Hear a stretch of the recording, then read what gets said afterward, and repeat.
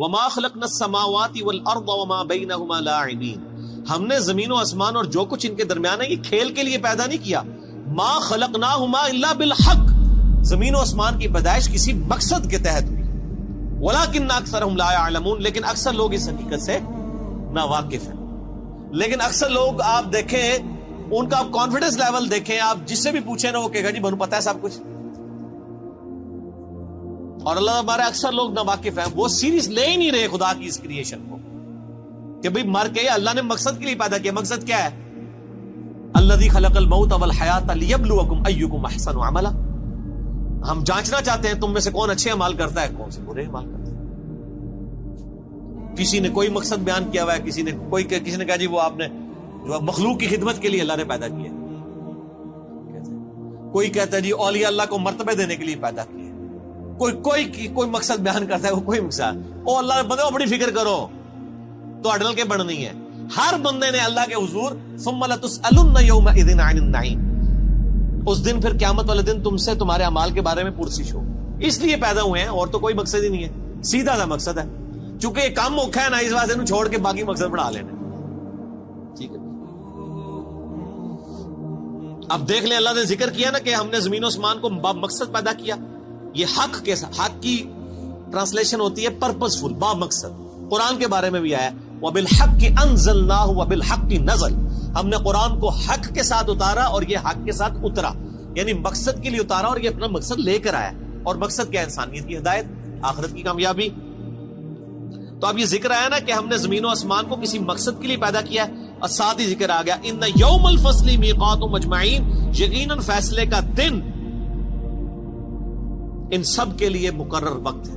یعنی فیصلہ ہوگا. پھر یہ نہیں ہے کہ جناب یہاں پہ آپ نے یاشی کی زندگی کی ہے تو آخرت بھی آپ کی یاشی کی ہوگی. نہیں، دنیا جو اللہ کی مرضی کی گزارے گا اسی کی آخرت اس کی مرضی کی ہوگی، اور جو دنیا میں اپنی مرضی کی زندگی گزارے گا آخرت پھر اللہ کی مرضی کی. اللہم اجرنا من النار، اللہم اجرنا من النار، اللہم اجرنا من النار.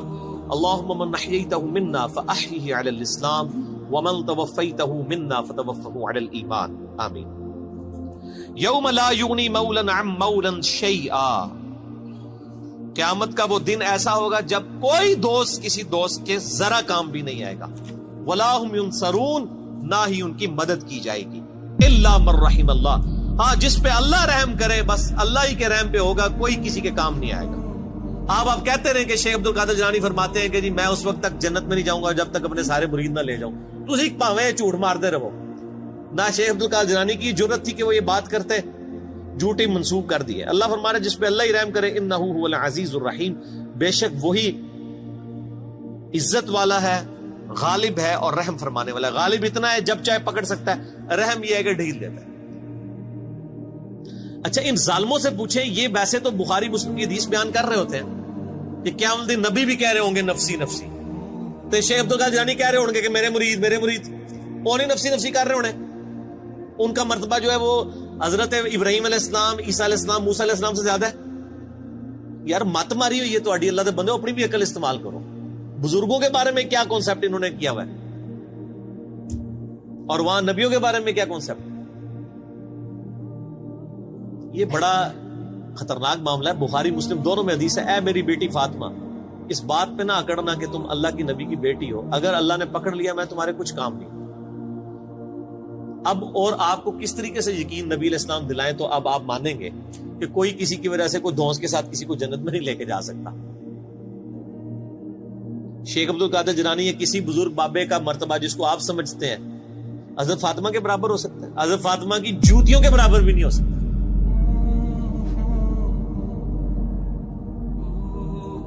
تو آپ دیکھ لیں کتنے بڑے بڑے انہوں نے لوگوں نے دعوے کیے اپنے بزرگ بابوں کے بارے میں. جھوٹ ہے، 100% جھوٹ ہے. ان شجرۃ الزقوم، اب بڑی سخت آیات آ رہی ہیں. جنتیوں اور جہنمیوں کا سائملٹینیس کنٹراسٹ آئے گا. پہلے اللہ جہنمیوں کا ذکر کرے گا کہ ان پر کیا صورتحال جہنم میں گزرنی. بے شک زقوم کا درخت ایک کڑوا درخت، طعام الاثیم گناہگاروں کی خوراک ہوگا. کالمہل یغلی فی البطون، پگھلے تانبے کی مانند پیٹوں میں جوش مارے گا. یعنی وہ کڑوا درخت کھانے کے بعد پیاس لگے گی ان کو، پھر پگھلا ہوا تانبے کی مانت پانی دیا جائے گا، وہ پیئیں گے تو ان کے پیٹ میں جوش مارے گا.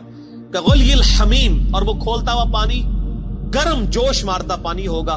خذوہ فاعدلوہ الی سواء الجحیم، اور اللہ کی طرف سے حکم ہوگا پکڑو اسے مجرم کو اور گھسیٹ کر دوزخ کے سینٹر میں جا کے اس کو پھینکو. ثم صبوا فوق رأسہ من عذاب الحمیم، اور پھر اس کے سر کے اوپر کھولتا ہوا پانی ڈالو عذاب دینے کے لیے. یہ میرے بھائی یہ طارق جمیل صاحب کا لیکچر بیان نہیں ہو رہا، یہ قرآن بیان ہو رہا ہے. ذق انک انت العزیز الکریم، اللہ تعالیٰ فرمائے گا چک، تو بڑی عزت والا اور بڑی جو ہے وہ کرامت والا ہے.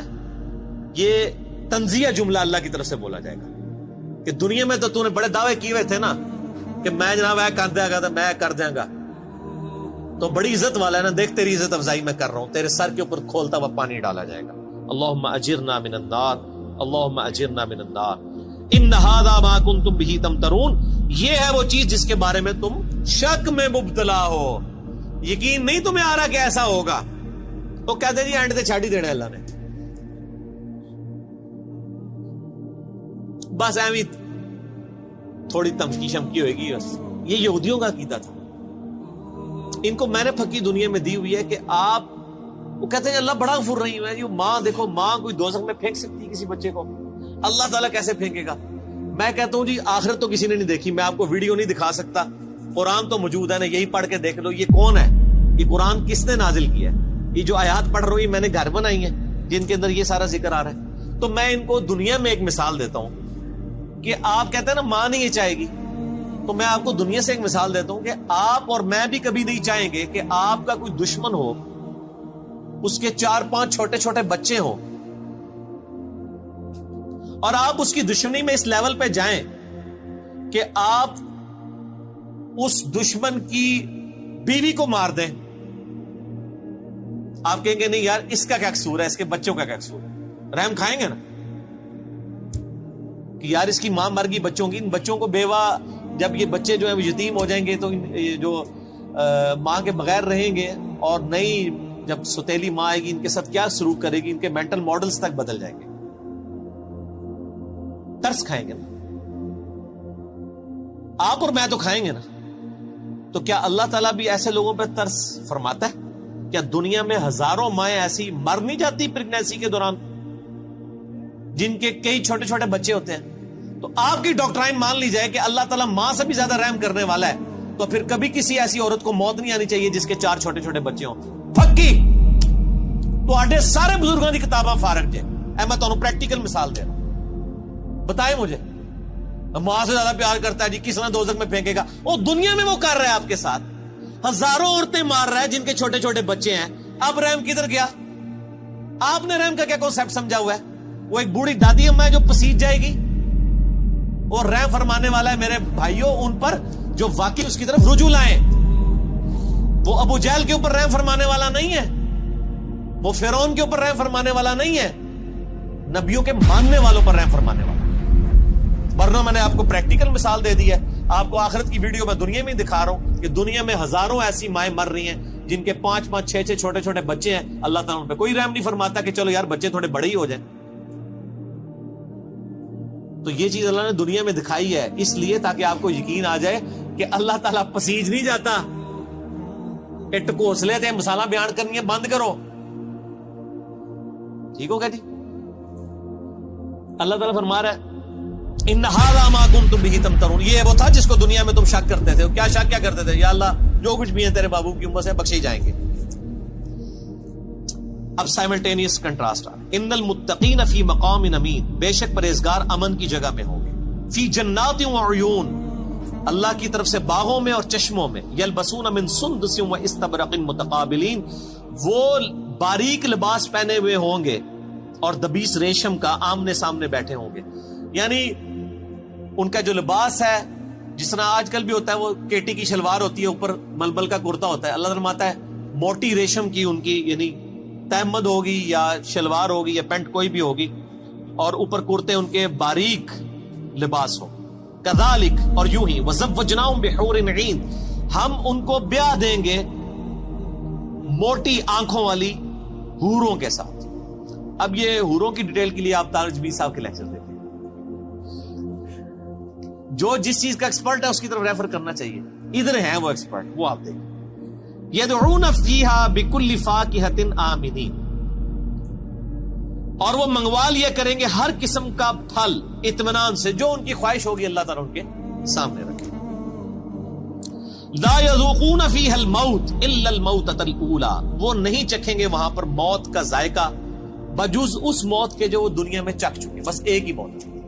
اچھا میں جنت کی آیات سے نا اس طرح ہی گزر جاتا ہوں نا, تو لوگ کہتے ہیں جنت لیکچر دو, جنت لیکچر. یار جنت لیکچر تو اتنا کچھ ہے, وہ آپ وہی پڑھ لیں. آپ بخاری مسلم میں جنت کا چیپٹر پڑھ لیں, مشکات کی 30 جلد میں جنت کا چیپٹر پڑھ لیں, ٹھیک ہے جی. اور یہ ساری چیزیں کرنے سے, یہ تو اسی طریقے سے کہ آپ بریانی کے فضائل بیان کرنا شروع کر دیں, بریانی تک پہنچنے کے لیے بھی تو ایک ایفرٹ کی ضرورت ہے نا.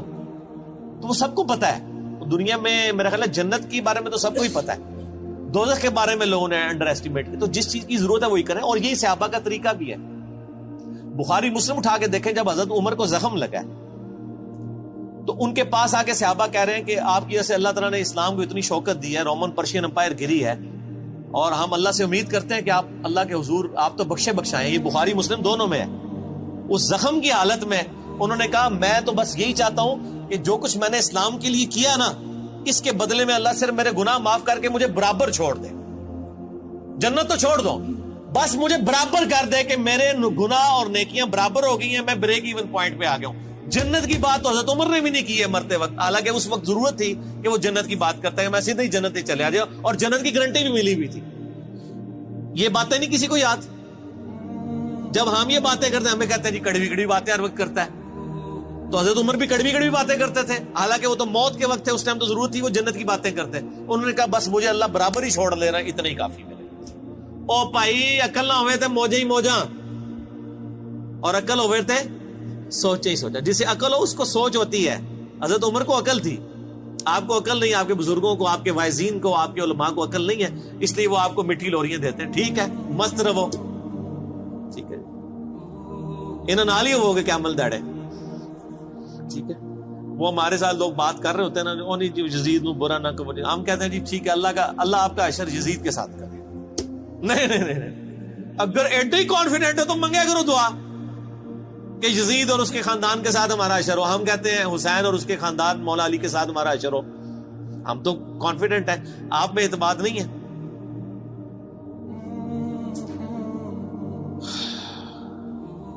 لا یذوقون فیہا الموت الا الموتۃ الاولی, اس میں کوئی موت کا ذائقہ نہیں چکھیں گے جو دنیا میں مبارل چکھ چکے وہی. وَوَقَاهُمْ عَذَابَ الْجَحِيمِ, اور انہیں عذاب جہنم سے بچا لیا جائے گا. یہ ہے میرے بھائیو کامیاب لوگ. بخاری مسلم میں حدیث ہے کہ قیامت والے دن موت کو مینڈے کی شکل میں لا کے میدان حشر میں ذبح کر دیا جائے گا. جنتی پریشان ہوں گے اور دوست کی خوشی کے ساتھ آ رہے ہوں گے کہ شاید کوئی ہمیں موت لکھ دی جائے تو ہم فارغ ہو جائیں. موت کو ذبح کیا جائے گا اور اللہ تعالیٰ کہے گا کہ جنتیوں کے لیے خوشخبری ہے کہ اب کبھی موت نہیں آئے گی, موت ہم نے ختم کر دی.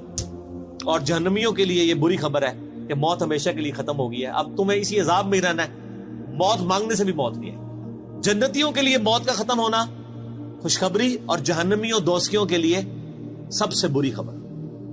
اللہم اجرنا من النار, اللہم اجرنا من النار, اللہم اجرنا من النار, آمین. فضل من ربک, یہ تمہارے رب کا فضل ہوگا جس کو یعنی دوزخ کی آگ سے بچا لیا گیا. ذالک هو الفوز العظیم, یہ ہے سب سے بڑی کامیابی. دنیا کی کوئی کامیابی بڑی کامیابی نہیں. اور میرے بھائی دنیا میں کھرب پتی آدمی کو بھی وہی 6 فٹ 7 فٹ کی قبر ملنی ہے, وہ بھی پتہ نہیں ملنی